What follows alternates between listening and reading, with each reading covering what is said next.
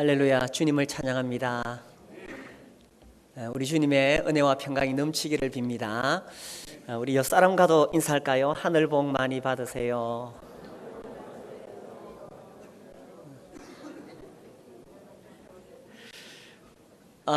개나리가 노랗게 피었습니다. 제가 개나리 이야기를 자꾸 하니까 제가 개나리를 좋아하시는 줄 아시겠죠? 저는 봄에 이 개나리가 확 핀 걸 보면 제 마음도 정말 밝아집니다. 겨울이 추우면 추울수록 봄이 더 의미가 있지요. 얼어붙었던 땅에서 개나리가 다시 싹을 틔우는 것을 보면 정말 생명력이라는 것은 숨길 수가 없구나 하는 것을 보게 됩니다. 생명은 숨길 수가 없는 것입니다. 예수 그리스도의 생명을 받은 우리도 어디 가도 이 생명을 숨길 수가 없는 것입니다. 이 봄은 그야말로 생명이 약동하는 계절인데, 이 봄을 맞이해서 그리스도의 생명을 가진, 하나님의 생명을 가진 우리의 심령도 생명으로 약동하는 계절이 되었으면 좋겠습니다. 우리 그리스도인들에게 있어서 이 생명으로 약동한다는 것은 결국 주님의 복음이 내 안에서 얼마나 생명력을 가지느냐 하는 것입니다. 주님의 이 십자가 복음이 내 안에서 얼마나 살아 움직이고 있느냐 하는 거죠. 교회를 볼 때도 마찬가지입니다. 그 교회가 얼마나 살아있는 교회냐, 건물이 얼마나 잘 지어졌느냐, 얼마나 많은 사람들이 모이느냐, 그런 것이 그 교회를 평가하는 것이 아닙니다. 그 교회를 평가하는 것은 그 안에 십자가 복음의 생명력이 얼마나 살아있느냐 하는 것이죠. 그래서 오늘 이 시간에 이 복음이 얼마나 놀라운 것인가 다시 한번 생각해 보기를 원합니다. 로마서 1장 16절 우리가 읽었는데, 내가 복음을 부끄러워하지 아니하노니 이 복음은 모든 믿는 자에게 구원을 주시는 하나님의 능력이 됨이라. 이 복음은 얼마나 놀라운 것인가. 첫 번째로 이 복음은 정말 유일한 메시지다라는 것입니다. 교회에 나오는 이유가 뭐냐? 우리 교회 나오시는 분들, 처음에 나오실 때 제가 이렇게 물어보면 교회 나오니까 마음이 편하고 좋아요. 많은 분들이 그렇게 이야기를 하십니다. 또 교회 오니까 좋은 사람들 만나서 참 좋아요. 나는 아직 하나님은 잘 모르겠고 사람들이 좋아서 교회 나와요. 이런 분들도 계시고요. 또 어떤 분들은 참 살다가 마음이 어렵고 힘들 때가 있는데 교회 나오면 하나님을 의지할 수 있으니까 좋아요. 이렇게도 말합니다. 종종 점심이 맛있어서 나온다고 하시는 분도 계십니다. 이런 거 보면 점심밥도 잘 맛있게 해야 되겠습니다. 우리 당번하시는 자매님들 돈 좀 들어도 점심 잘 하면은 그 점심 보고 나와가지고 예수님 믿으면 얼마나 좋은 일입니까?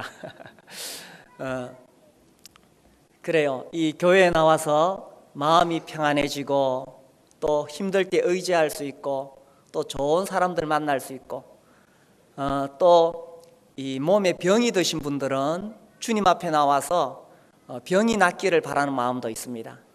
아무튼 그런 모든 분들이 이 교회에 나와서 우리 주님의 은혜를 입고 마음도 평안해지고 병도 낫고 그렇게 되었으면 좋겠습니다.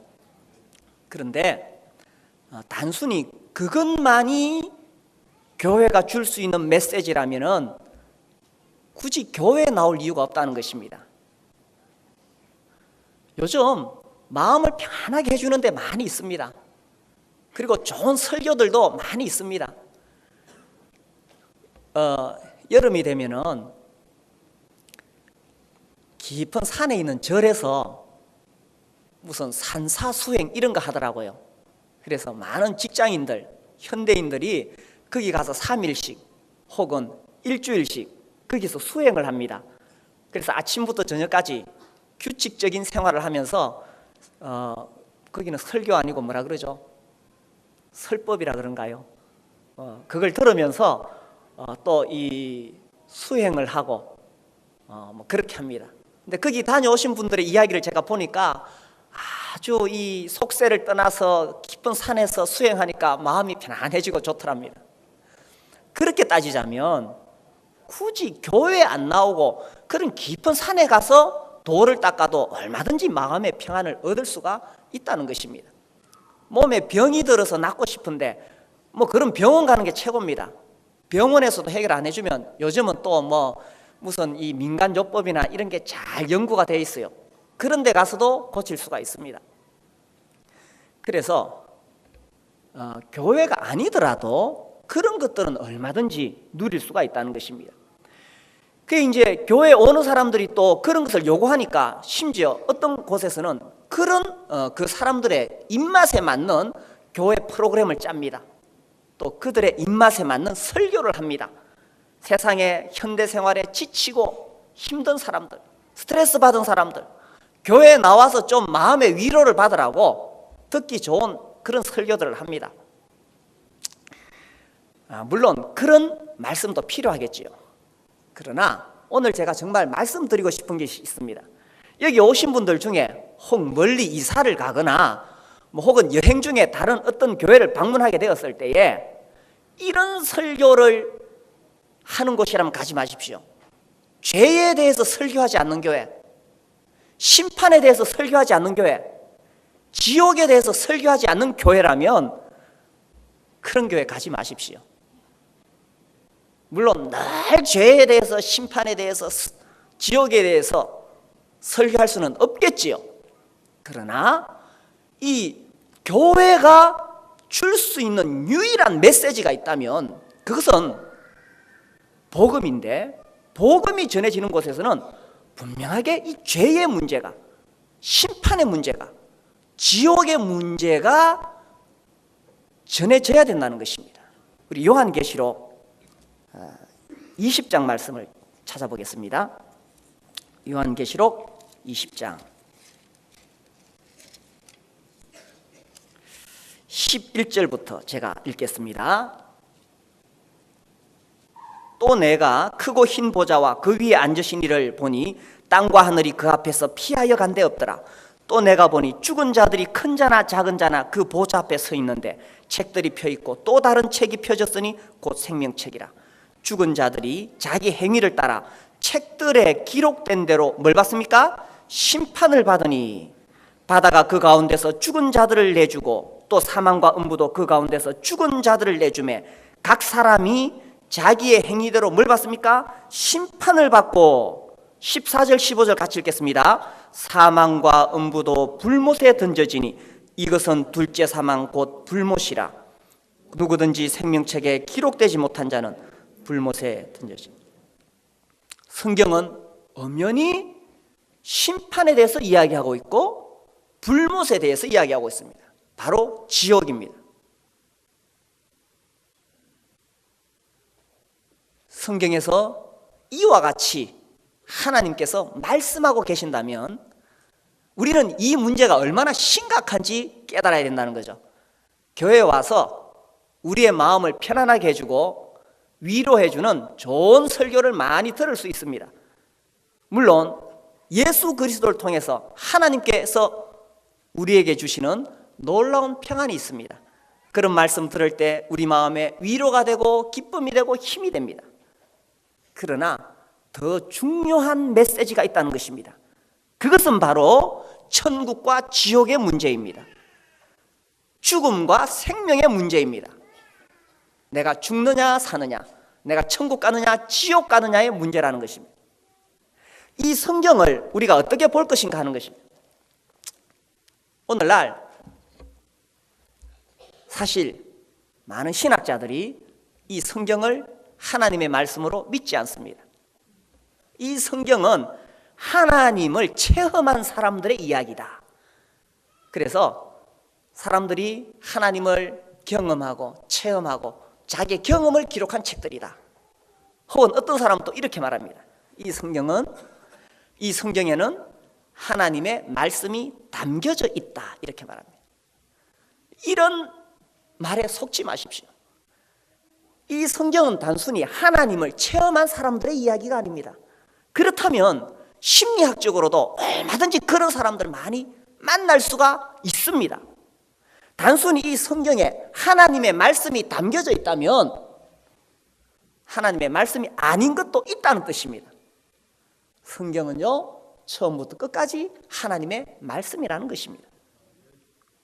그래서 성경의 모든 예언은 사사로이 풀 것이 아니니, 베드로후서 1장 20절에 보면 예언은 언제든지 사람의 뜻으로 낸 것이 아니요 오직 성령의 감동하심을 받은 사람들이 하나님께 받아 말한 것이니라.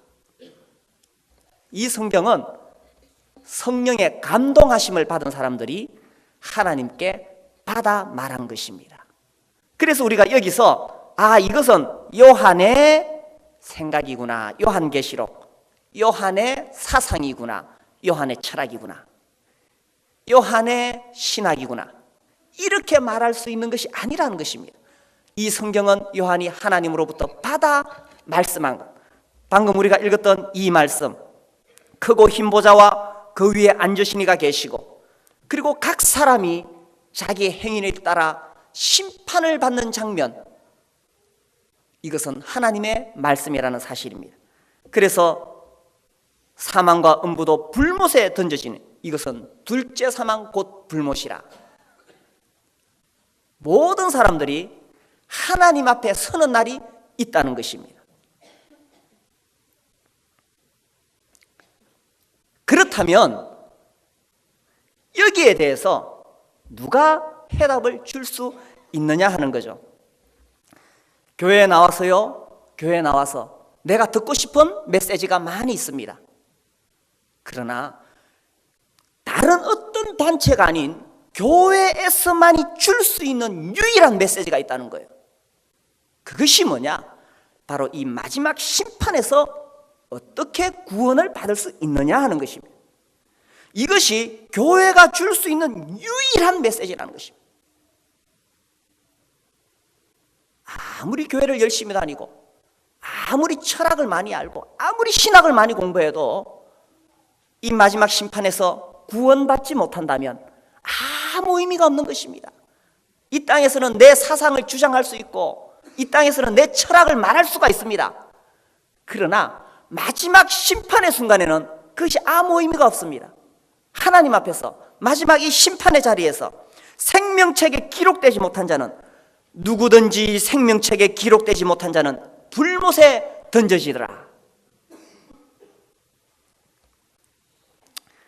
교회가 줄 수 있는 유일한 메시지는 다른 어떤 조직이나 어떤 철학자가 말하지 못하는, 교회가 줄 수 있는 유일한 메시지가 있다면 그것은 복음인 것입니다. 우리가 오늘 이 제목 말씀으로 읽은 로마서 1장 16절, 내가 복음을 부끄러워하지 아니하노니 이 복음은 모든 믿는 자에게 구원을 주시는 하나님의 능력이 됨이라. 이 복음, 십자가 복음, 예수 그리스도의 복음, 이 복음을 통해서 우리는 구원을 받을 수가 있다라는 사실입니다. 이 복음은 예수 그리스도의 복음이죠. 그래서 교회가 무엇을 이야기해야 되느냐? 다른 어떤 많은 메시지들 많이 있습니다. 그러나 교회 이 강단에서 가장 핵심적으로 전해져야 될 것은 예수 그리스도의 복음, 십자가 복음이라는 사실입니다. 우리 고린도전서 2장 말씀을 보겠습니다. 이 바울이 2장에서 형제들아 내가 너희에게 나아가 하나님의 증거를 전할 때에 말의 지혜의 아름다운 것으로 아니하였나니, 듣기 좋은 말, 고상한 철학 말하지 않고 2장 2절, 내가 너희 중에서 예수 그리스도와 그가 십자가에 못 박히신 것 외에는 아무것도 알지 아니하기로 작정하였습니다. 바울은 가말리엘의 문화에서 최고의 학문을 배운 사람이었습니다. 그는 헬라어, 히브리어 뿐만 아니라 그 당시 최고의 문명의 또 문화의 혜택을 받았고 최고의 학자였습니다. 그러니까 얼마든지 말과 지혜의 아름다운 것으로 설교할 수 있었습니다. 그러나 그가 말하기를 내가 너희 중에서 예수 그리스도와 그가 십자가에 못 박히신 것 외에는 아무것도 알지 아니하기로 작정했다. 이것만이 교회가 줄 수 있는 유일한 메시지이기 때문인 것입니다. 어떤 젊은 설교자가 큰 도시에 가서 설교할 기회가 있었습니다. 그 도시의 큰 교회에서 설교를 하는데 고민이 되었어요. 그래서 자기 아버지에게 편지를 썼습니다. 아버지는 오랫동안 하나님 말씀을 전해온 설교자였습니다. 아버지, 제가 이번에 큰 교회에서 설교를 하게 되었는데 큰일 났습니다. 그곳에 있는 분들의 수준이 너무 높습니다. 제가 문학에 대해서 이야기를 하자면 최근에 정말 그 문학에 대해서 위대한 논문을 쓴 그 문학 박사님이 계시고, 제가 철학에 대해서 이야기하자면 철학에 대해서는 능통한 철학 교수님이 계십니다. 제가 역사에 대해서 이야기하려고 그래도, 제가 무엇에 대해서 이야기하려고 그래도 그곳에 온갖 교수님들, 박사님들이 계시는데 제가 어떻게 설교해야 될지 잘 모르겠습니다. 아버지가 답장을 보냈습니다. 아들아, 아무 걱정하지 말고 너는 다만 예수 그리스도와 그가 십자가에 못 박히신 복음을 전하거라. 이것은요, 어떤 문학이나 철학에서 얻을 수 있는 것이 절대로 아닙니다. 성경의 핵심적인 진리는 예수 그리스도가 십자가에 못 박히신 그 예수 그리스도의 복음이라는 사실입니다. 그래서 우리가 언젠가 하나님 앞에 서는 날에 내가 알고 있는 모든 학문, 철학 지식 아무 소용없습니다. 중요한 것은 내가 십자가 복음으로 구원을 받았느냐 안 받았느냐 하는 것입니다. 한 번 죽는 것은 사람에게 정하신 것이요, 그 후에는 심판이 있으리니. 한 번 죽는 것은 사람에게 정해진 사실입니다. 그러나 죽는 것으로 끝나지 않고 그 후에는 심판이 있으리니, 하나님 앞에서 심판을 받을 때에 가장 중요한 것은 뭐냐? 결국은 내가 예수님의 십자가 복음으로 구원을 받았느냐 하는 것입니다. 옆 사람에게 한번 물어보세요. 구원 받았습니까? 생명책에 이름이 기록되었습니까? 천국 갈 수 있습니까? 이것은 철학의 문제가 아닙니다. 이것은 신학의 문제도 아닙니다. 이것은 생명의 문제라는 것입니다. 그래서 이 구원을 드러낼 수 있는 유일한 메시지가 복음입니다. 그리고 이것은 구원받을 수 있는 유일한 길이다라는 것입니다. 자, 어떻게 구원을 받을 수가 있느냐? 사람의 행위나 어떤 종교를 통해서 구원을 받을 수 있느냐라는 것입니다. 우리가 이제 이 생명책에 이름이 기록되고 심판을 받지 아니하고 천국에 가기 위해서 이 땅에 사는 동안에 열심히 애를 쓰고 노력하면 되느냐? 세상에 살 때 정말 충성스럽게 헌신했던 김 집사님이 계십니다. 이 김 집사님은 정말 아침부터 저녁까지 하나님 말씀을 붙잡고 살고 교회 봉사하고 헌신하고 그렇게 살았어요. 죽었어요. 이제 천국 문 앞에 갔습니다. 천국 문이 닫혀 있습니다. 천사들이 지키고 있습니다.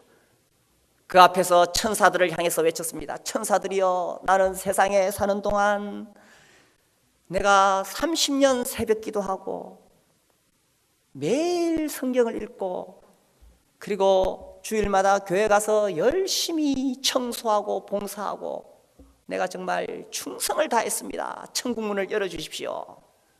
천국 문이 열릴까요? 꿈쩍도 하지 않습니다. 또 이 땅에 사는 동안 정말 물질을 통해서 헌신했던 박 장로님이 계십니다. 이분이 이제 죽어서 천국 문 앞에 갔어요. 천사들이 지키고 있습니다. 천사들을 향해서 외칩니다. 나에게 천국 문을 열어주십시오. 내가 세상에 사는 동안 교회를 2개나 지었습니다. 내가 사업해가지고 벌은 돈 전부 예배당 짓는 데 다 갖다 바치고 내가 선교사들 10명을 후원했습니다. 내가 그렇게 충성스럽게 섬겼습니다. 천국 문을 열어주십시오. 천국 문이 열리겠습니까? 꿈쩍도 안 하는 거예요. 인간의 행위와 노력으로 천국의 문을 열 수가 없다는 사실입니다. 제가 어떤 선교사들의 이 보고를 보면서 참 안타까웠어요. 이분들이 정말 그 지역에 가서, 이슬람 지역에 가서 한 선교사님이 열심히 전도했는데 그곳에 있는 할아버지가 예수님의 복음을 거절했어요. 그리고 하는 말이, 내가 이제 죽기 전에 나도 구원을 받아야 되겠다. 그래서 그 이슬람 지역의 성지 거기를 여행을 하고 와야 되겠다. 근데 어떻게 여행하느냐? 무릎을 꿇고 기어서 이슬람 성지를 다녀오겠다는 것입니다. 그렇게 한번 자기를 고행을 하고 신을 향해서 무릎을 꿇고 그렇게 기어갔다 오면 그 신이 자기를 구원해 주지 않겠느냐는 것입니다. 그런 종교적인 수행으로 구원을 받을 수 있을까요? 또 어떤 선교사는 이런 이야기를 합니다. 그 인도에서 선교할 때 그 어머니가 자기 아기를 데리고 와서 겐지스강에 제물로 바친다고 합니다. 자기 아들을 그 강에 바쳐서라도 신으로부터 구원을 받고 싶다는 거예요. 그렇게 하면 구원을 받을 수가 있을까요? 인간의 행위나 노력, 그 어떤 것으로도 구원받을 수 있는 것이 아닙니다. 하나님은 거룩하시고 거룩하신 하나님이십니다. 그 거룩하신 하나님 앞에 인간의 노력과 행위로 구원받을 수 있는 것이 아니라는 것입니다. 가장 중요한 문제는 인간의 죄입니다. 이 죄의 문제를 해결하지 않는 한 결코 구원을 받을 수가 없습니다. 우리 로마서 3장 말씀을 보겠습니다. 로마서 3장 23절 3장 23절 같이 한번 읽을까요? 모든 사람이 죄를 범하였음에 하나님의 영광에 이르지 못하더니. 모든 사람이 죄를 범하였다. 인간은요 전적으로 타락했다. 학자들은 그렇게 말합니다. 전적인 타락, 전적인 부패, 무능함. 그래서 태어날 때부터 이 죄성을 가지고 태어났기 때문에 인간의 마음속에 이 죄악의 뿌리가 뭐냐 하면 하나님을 향한 반역입니다. 하나님을 향한 불순종입니다. 우리가 죄라고 이야기할 때 자꾸 내 마음속에 있는 나쁜 생각, 거짓말하고 내 마음속에 더러운 정욕을 품고 그것을 생각하는데, 죄의 근본은 그게 아니에요. 죄라는 것은요 하나님 앞에서의 문제입니다. 정말 내가 죄인이라는 사실을 깨닫는 것은 하나님을 알게 될 때 비로소 내가 죄인이라는 사실을 알게 되는 것입니다. 온 우주 만물을 만드신 거룩하신 하나님, 그 하나님의 영광스러움을 볼 수 있을 때 그때 비로소 자기가 죄인이라는 사실을 깨닫게 되는 것입니다. 제가 이 예수님 믿으라고 복음을 전하면서 이런저런 시행착오를 겪었어요. 그러면서 제가 느낀 것이 하나 있습니다. 어떤 사람은요 실제로 이 사람은 죄인이에요. 이 사회적으로 손가락질 받는 그런 죄를 많이 지었어요. 그래서 자기가 죄인이라는 사실을 잘 알고 있어요. 그럼에도 불구하고 구원을 못 받아요. 복음을 들어도. 또 어떤 사람은 그렇게 손가락질 받을 만한 일을 안 했어요. 그런데도 이 사람은 자기가 죄인이라는 사실을 깨닫고 회개하고 예수 믿습니다. 그 차이가 뭐냐 하면요, 죄라는 것을 내 안에 있는 어떤 것을 가지고 다른 사람과 비교해서 죄인이라는 것을 깨닫는 것이 아니라는 거예요.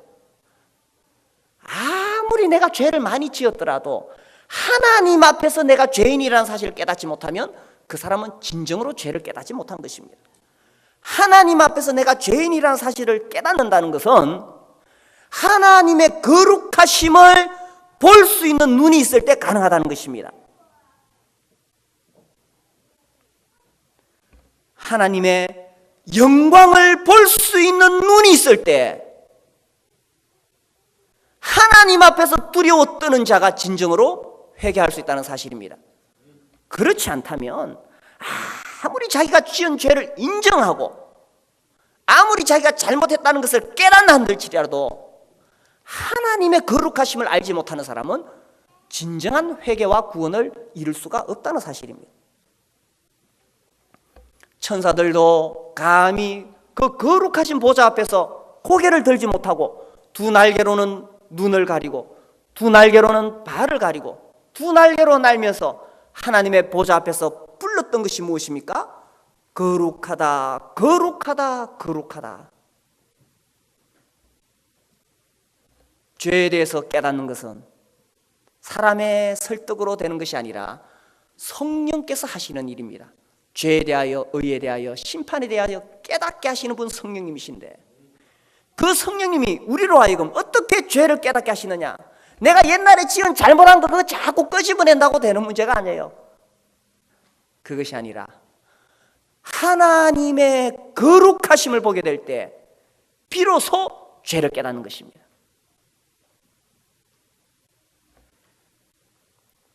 그래서 그 하나님의 거룩하심 앞에서 정말 내 힘으로는 거룩하신 하나님 앞에 설 수 없다는 것을 깨닫게 될 때 모든 사람이 죄를 범하였음에 하나님의 영광에 이르지 못하더니, 그래서 그 하나님의 영광에 이르지 못하는 자신을 보면서 그때 비로소 죄를 깨닫게 되고, 그때 비로소 하나님 앞에 회개하게 되고, 그때 십자가 복음이 자기의 것이 되는 것입니다.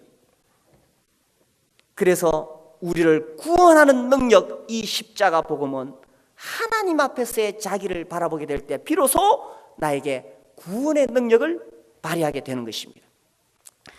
우리 고린도전서 15장 말씀 보겠습니다. 고린도전서 15장 1절. 형제들아, 내가 너희에게 전한 복음을 너희에게 알게 하노니 이는 너희가 받은 것이요 또 그 가운데 선 것이라. 이 복음, 내가 너희에게 전한 복음을 너희에게 알게 하노니, 2절, 너희가 만일 내가 전한 그 말, 복음이죠, 복음을 굳게 지키고 헛되이 믿지 아니하였으면 그로 말미암아 구원을 받으리라. 이 복음을 통해서 구원을 받는 것입니다.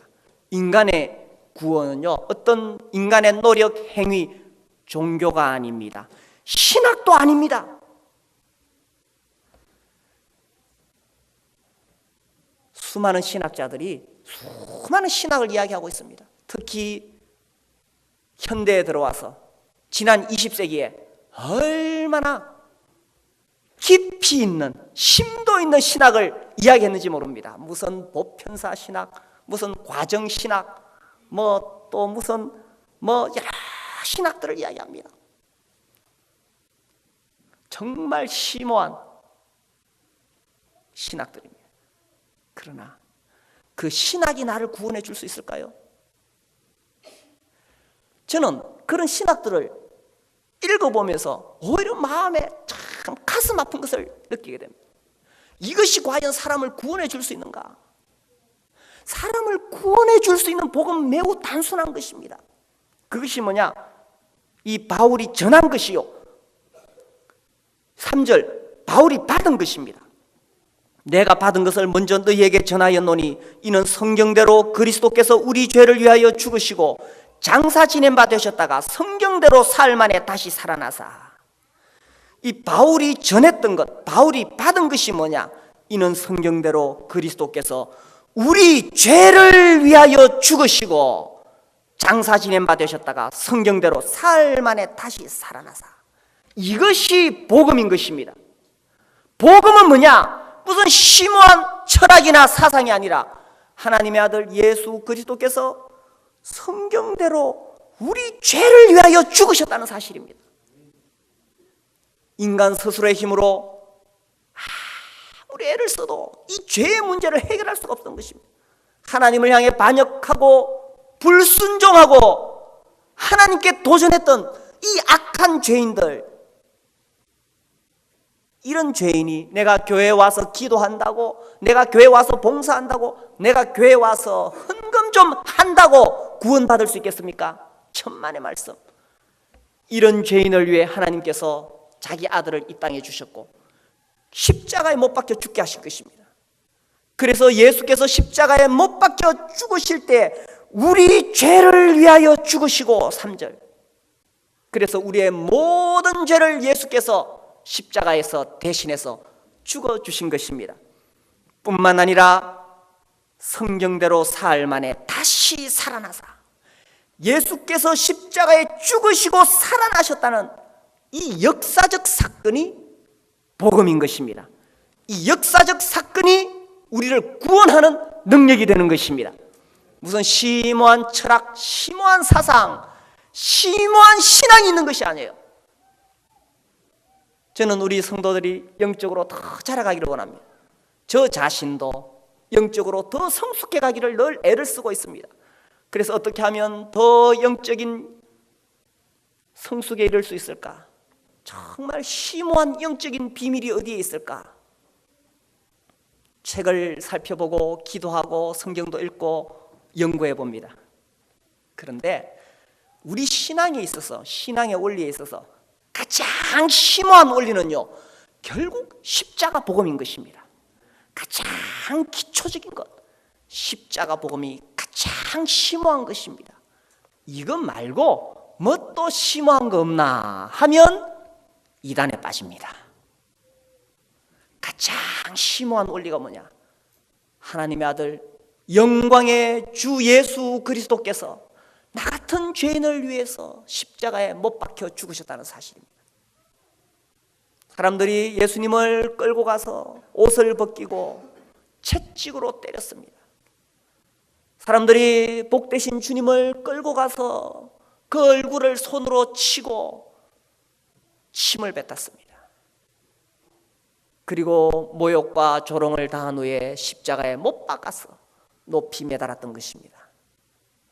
우리 주님이 왜 그런 모욕을 다 참으시며 그런 고통과 고난을 다 받으셔야 했는가? 우리의 죄를 대신 담당하기 위해서이죠.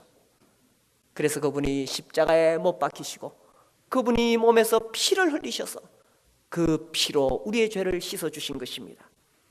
우리 죄를 위하여 죽으시고 사흘 만에 살아나셨다. 이것이 복음이고, 이 사실이 나에게 믿어지게 될 때에 구원을 받는 것입니다. 성령께서 이 사실을 깨닫게 하시고, 그렇구나, 예수님의 십자가 죽음으로 내 죄가 용서되고 나를 하나님께서 받아주셨구나, 이것이 깨달아질 때에 구원이 이루어지는 것입니다. 우리 고린도후서 5장 말씀을 보겠습니다. 뒤에 넘겨 고린도후서 5장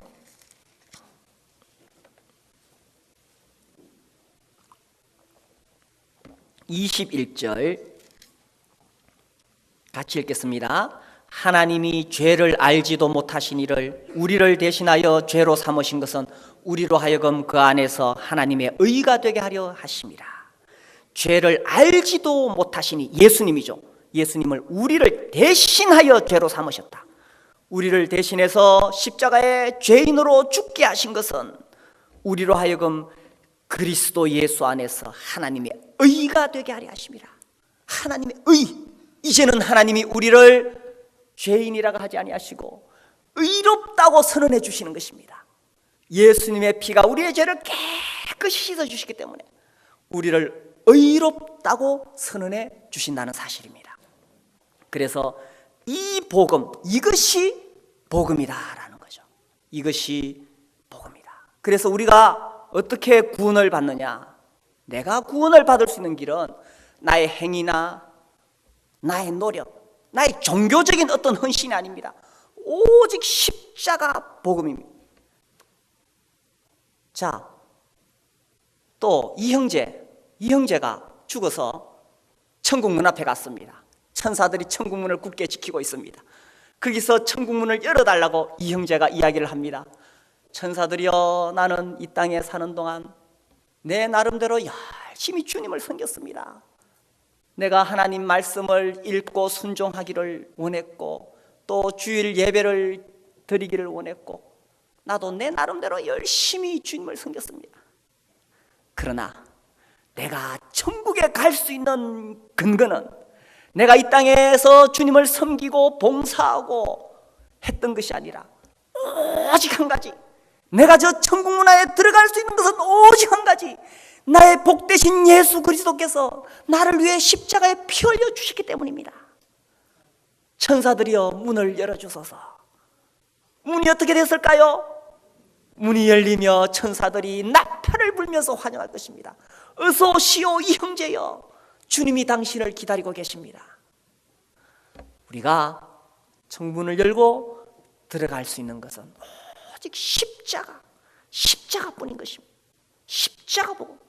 그래서요, 교회가 줄 수 있는 유일한 메시지는 십자가 복음인 것입니다. 내가 어떤 다른 것을 의지하는 것이 아니라 오직 십자가만을 붙잡는 것입니다. 우리는 예수님을 믿었다고 간증하는 것을 들을 때에 우리의 관심이 어디에 있습니까? 뭐 과거에 어떤 일을 했고 현재 무슨 일을 하고 있고, 우리의 관심은요 그런 것이 아니라 저 간증하는 분이 정말 예수님의 십자가만 붙잡고 있느냐, 저 간증하는 분이 자기의 죄를 깨닫고 이 죄를 해결해 주신 예수 그리스도만을 의지하고 있느냐, 우리의 관심은 거기에 있는 것입니다. 그리고 그 간증하는 분이 나의 이 죄를 예수님께서 다 이뤘다고 하셨어요, 다 씻어주셨다고 하셨어요. 그런 간증을 할 때 우리의 가슴이 벅차고 마음에서부터 박수가 나오는 것입니다. 유일한 길, 구원받을 수 있는 유일한 길은 오직 십자가만을 붙잡는 것입니다. 우리 옆 사람에게 물어보세요. 십자가만 의지합니까?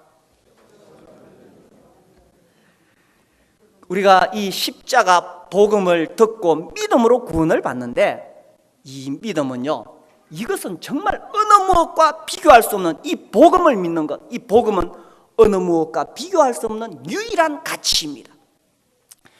근데 이 믿는다는 것을 어떤 사람들이 오해를 해요.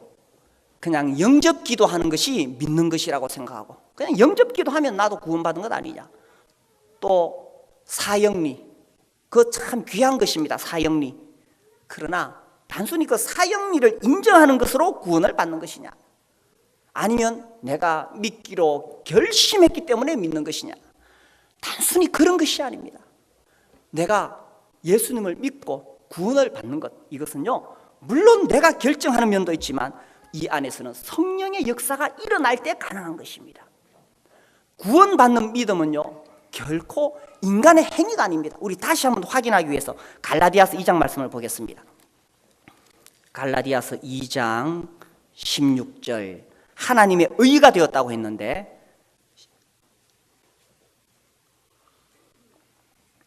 사람이 의롭게 되는 것은 율법의 행위로 말미암음이 아니요, 율법을 지킨다고 되는 것이 아니요, 오직 예수 그리스도를 어떻게 해요?